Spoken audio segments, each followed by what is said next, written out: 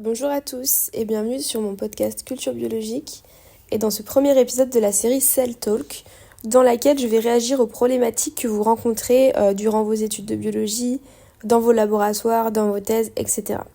Alors j'ai eu cette idée de série car chaque semaine je reçois des messages d'abonnés sur Instagram qui sont confrontés à des problèmes et je me suis dit qu'au lieu de répondre à chaque personne individuellement, ce serait plus intéressant d'en faire un épisode de podcast car vous êtes hyper nombreux à traverser les mêmes interrogations, les mêmes difficultés.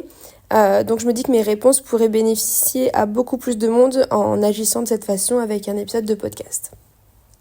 Donc la problématique du jour, c'est la suivante. C'est un témoignage que j'ai reçu sur Instagram il y a 2 jours.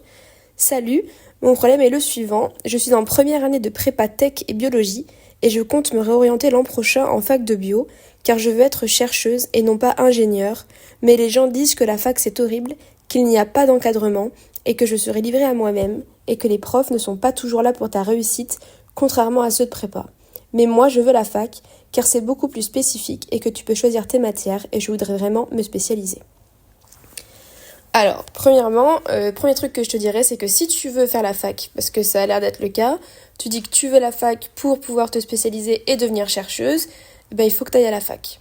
Si c'est vraiment quelque chose qui est réfléchi de ta part, tu dois foncer et tu dois pas laisser les gens autour de toi te convaincre que c'est une mauvaise idée. Il n'y a que toi qui peux savoir ce que tu veux faire plus tard et ce que tu veux faire maintenant et visiblement le système de prépa ça te convient pas, donc si tu veux aller à la fac, réoriente-toi et va en fac. Mais on va creuser la question un peu plus que ça. Alors personnellement, je n'ai pas fait de prépa et je suis partie directement en fac après mon bac. Donc je pourrais pas t'aider à comparer la prépa vs la fac de bio, mais en tout cas, je peux te parler de la fac et du système de l'université. Donc je vais reprendre point par point ce que tu dis, en commençant par « Les gens me disent que la fac c'est horrible, qu'il n'y a pas d'encadrement et que je serai livrée à moi-même ». Alors non, la fac c'est pas horrible, mais effectivement, c'est un système, je pense, qui ne convient pas à tout le monde. Il n'y a pas d'encadrement, ça c'est vrai et faux à la fois. En gros, en fac, tu as des cours qui sont divisés en 3 catégories. Tu vas avoir les CM, donc les cours magistraux qui sont les cours que tu as en amphithéâtre, avec généralement toute la promotion. Donc dans ces cours-là, donc de CM, effectivement, tu n'as aucun encadrement. Tu viens ou tu ne viens pas, il n'y a pas d'obligation d'y assister, les profs, ils font pas l'appel. Donc effectivement, les jours où t'es pas du tout motivé, que t'es un peu malade, qu'il fait froid, qu'il neige, que c'est un cours chiant avec un prof que t'apprécies pas trop et que le cours c'est à 8h du matin, ça peut parfois être super compliqué de trouver la motivation d'y aller et d'être assez discipliné pour y aller. Donc pour les CM, c'est vrai que c'est vraiment toi contre toi et personne ne sera là pour te forcer à y assister. Mais c'est des cours qui sont très importants et je pense que si vous êtes attentif en CM, vraiment il y a 70% de l'apprentissage du cours qui est déjà fait. Donc par contre, concernant les 2 autres catégories de cours que tu as à la fac, tu as les TD, donc les travaux dirigés, et les TP, les travaux pratiques. Donc je sais pas si c'est le cas dans toutes les facs, mais en tout cas, la fac dans laquelle j'ai réalisé mes études, les TD et les TP étaient obligatoires. Donc les TD, ça se passe comment ? On est dans des salles de classe classiques, on n'est plus en amphi, on est en petit groupe de 20 ou 30 étudiants, et généralement tu fais des exercices d'application pour voir si tu as bien compris les notions de cours qui ont été dites en CM.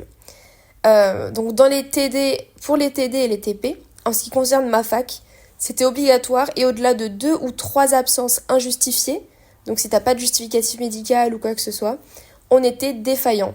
Ce qui signifie qu'on ne pouvait pas passer la matière pour laquelle on était défaillant aux examens de première session. Je m'explique.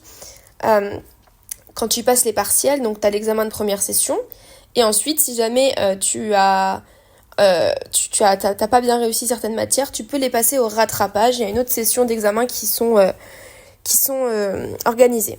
Et donc pour faire simple, si jamais j'ai 3 absences injustifiées en TD de génétique, je vais être défaillante en génétique et lors des partiels, je serai obligée de passer la génétique à la 2e session, donc à la session de rattrapage. Donc le fait que l'appel soit fait en TD, en TP et que ce soit des cours obligatoires, du coup, ça peut quand même t'aider à te donner un cadre, à te discipliner un petit peu sur ces cours-là. Ensuite, pour la partie où tu dis que tu seras livré à toi-même, c'est la vérité, car les profs, ils vont pas perdre leur temps à savoir si tu as bien appris ton cours, si tu as bien révisé pour tel ou tel partiel. Les profs, ils sont là, ils font leur cours, ils te notent absent si t'es pas présent en TD, en TP et basta. Alors après, évidemment, tu peux poser toutes les questions que tu veux en cours si tu comprends pas. Les profs, ils sont là pour ça et pour t'aider. Et vraiment, pour la plupart, ils seront ravis de t'aider à mieux comprendre et ils seront contents de voir un étudiant ou une étudiante intéressée qui se pose des questions sur leur cours. Ensuite, pour reprendre ce que tu disais, où tu dis les profs ne sont pas là pour ta réussite comme en prépa, c'est faux et c'est vrai en même temps. En fait, à la fac, tu vas avoir des profs qui sont super investis dans la réussite de leurs élèves et qui vont prendre du temps pour eux, pour leur expliquer ce qu'ils ne comprennent pas. Mais tu vas aussi avoir des profs qui n'en auront pas grand-chose à faire et qui vont venir uniquement pour raconter leur cours et partir. La majorité des profs, je te rassure, ils sont quand même là pour faire réussir leurs étudiants, mais ils sont pas là non plus pour leur prendre la main, vérifier qu'on a bien appris notre cours, qu'on vient en CM, qu'on fait bien les exercices qu'ils nous donnent, pour préparer notre TD à l'avance. Si les exos ils sont pas faits, ils s'en fichent, t'as pas de sanction ou quoi que ce soit, c'est juste tant pis pour toi en fait. Donc ils vont pas te prendre par la main et te dire allez il faut réviser, non, ça non, ils ont pas de temps à perdre avec ce genre de choses. Donc ils sont là pour ta réussite, les profs sont là pour ta réussite, mais si tu fais l'effort d'aller en CM, d'être attentive en CM, de participer au TD ou TP, et que tu as des difficultés, faut pas que tu hésites à leur en parler, à poser des questions en cours quand tu comprends pas, et ils seront vraiment là pour te réexpliquer et t'aider. Il faut pas voir les profs de fac comme des personnes sans cœur et hyper froids. Alors c'est sûr qu'il y en a, mais c'est pas du tout la majorité.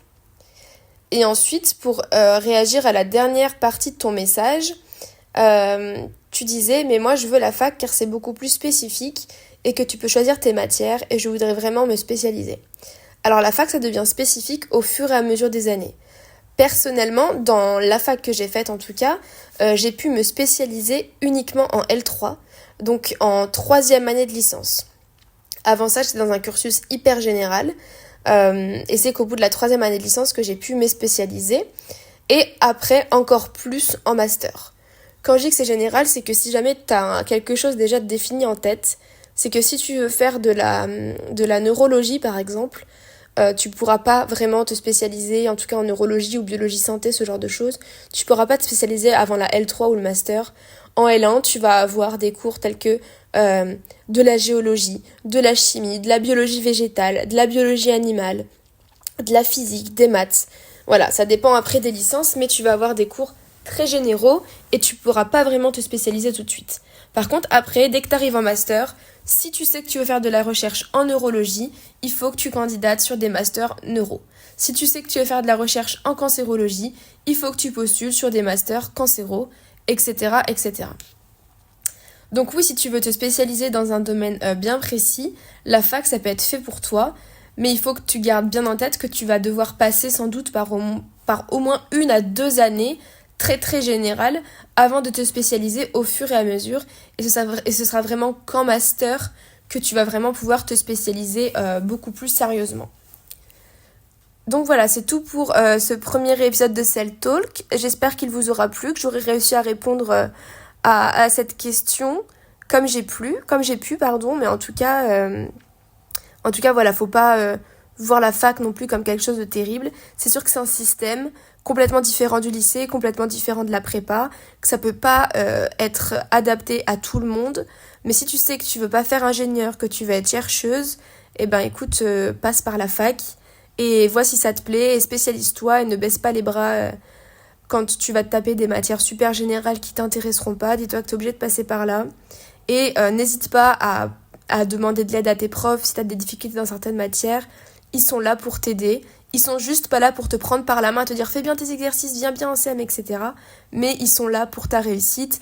Et s'ils voient que tu es investi dans les cours, s'ils voient que tu es intéressé, que tu es motivé, mais que tu as des difficultés, parce que tu en auras sans doute dans certaines matières, il n'y aura aucun souci et ils seront là pour t'aider. Donc voilà, je vous dis à la prochaine dans un autre épisode de Cell Talk. Et pour tous ceux qui voudraient participer au prochain épisode en témoignant, n'hésitez pas à m'envoyer un message privé sur Instagram en me disant en me racontant votre problématique et je serai ravie d'y répondre dans le prochain épisode.